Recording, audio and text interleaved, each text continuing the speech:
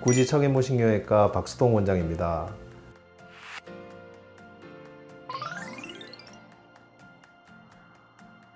허리 통증은 환자가 의사를 방문하는 주요 증상 중에서 5번째로 빈도가 높을 정도로 흔히 발병하는 질환 중 하나라고 합니다. 인구의 80% 이상의 사람들이 한 번 이상의 허리 통증을 경험한다고 밝혀져 있는데요. 오늘은 허리 통증의 종류와 원인, 그리고 치료 방법에 대해서 한번 알아보도록 하겠습니다. 허리 통증 환자가 늘어난 데에는 여러 이유가 있을 수가 있습니다. 일단 첫 번째로 청소년기에 충분한 활동과 적절한 운동으로 튼튼한 몸이 형성되어야 하는데 책상에 오래 앉아 공부하면서 활동량이 적어지다 보니까 흔히 코어 근육이라고 하죠. 그런 허리 근육이 약해지는 경우입니다. 이로 인해서 허리를 제대로 지탱하지 못하게 되는 근본적인 문제가 생길 수가 있습니다. 두 번째로는 현대인의 필수품이죠. 스마트폰과 노트북을 사용하면서 숙여서 보는 올바르지 않은 자세로 허리와 목 통증이 악화될 수가 있습니다. 세 번째로는 나이가 들어가며 체중이 증가하고 허리 근육이 약해져서 통증이 생길 수 있습니다. 우리 몸은 허리 뒤에 있는 근육과 배 내부의 장기가 시소처럼 균형을 이루고 있어야 정상적인 C자 커브를 가질 수 있는데요. 허리 뒤에 근육이 약해지고 뱃살이 나오면서 체중이 앞으로 쏠리면 정상적인 C자 커브가 무너지면서 허리 통증이 생길 수 있습니다. 아닙니다. 요통은 크게 허리만 아픈 통증과 엉덩이, 허벅지, 종아리까지 뻗쳐내려가는 통증으로 나눌 수가 있습니다.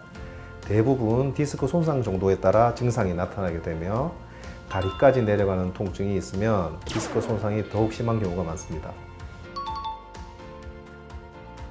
네네, 그런 증상을 방사통 또는 좌골신경통이라고 부르는데요. 이는 협착증이 되게 심하거나 디스크가 터져서 신경이 눌려 있을 때 생길 수 있는 증상입니다.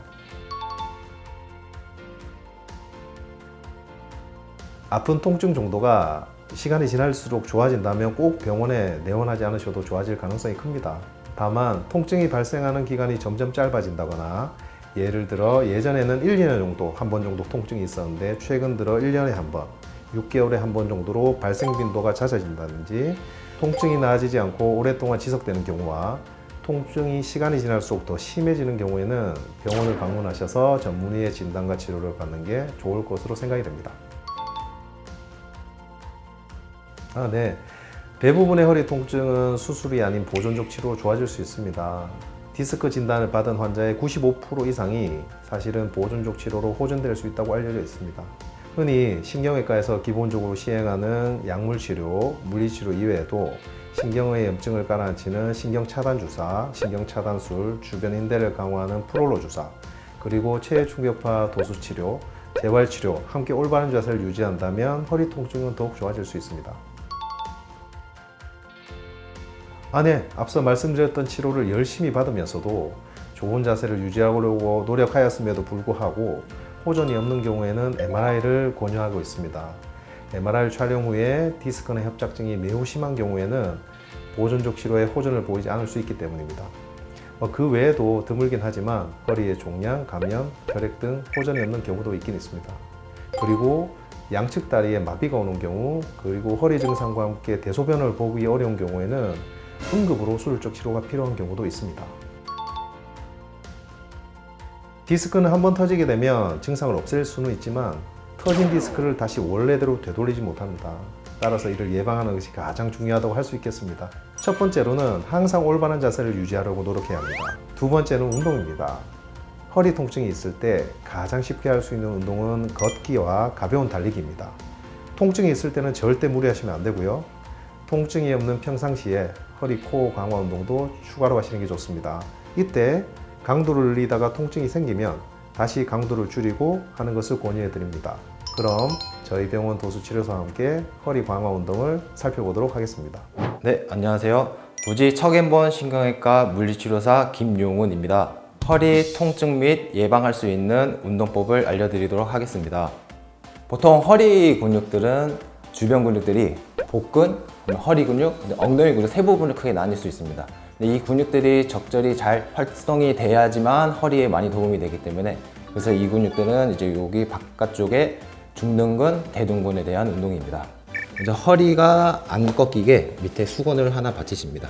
척추와 발끝을 일자로 맞추신 다음에 이 상태에서 다리를 살짝 이렇게 들어 올립니다. 들어 올릴 때 주의할 점은 골반이 이렇게 안 돌아가게, 그래서 돌아가기 전까지만 발을 들어 올려주시면 됩니다. 네, 이번 운동은 허리 뒤쪽의 기립근, 다혈근, 그 다음에 둔근, 밑에 뒤에는 햄스트링까지 같이 운동이 되는 운동입니다.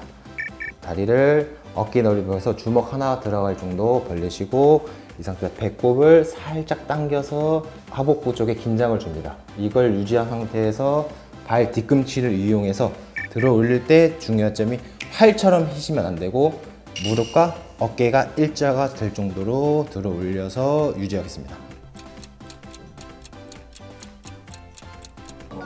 네, 이번 운동은 복근에 대한 운동인데 대부분 이제 플랭크를 이제 코어 운동으로 많이 운동을 하시는데 그 전 단계에 할 수 있는 운동입니다. 그래서 시선은 항상 바닥의 전면을 향하셔 주셔야 되고 허리 망곡을 만들어 주셔서 살짝 굽어 주신 다음에 요걸 유지한 상태에서 발 앞꿈치를 지탱한 상태에서 무릎을 살짝 띄어 올리시면 됩니다.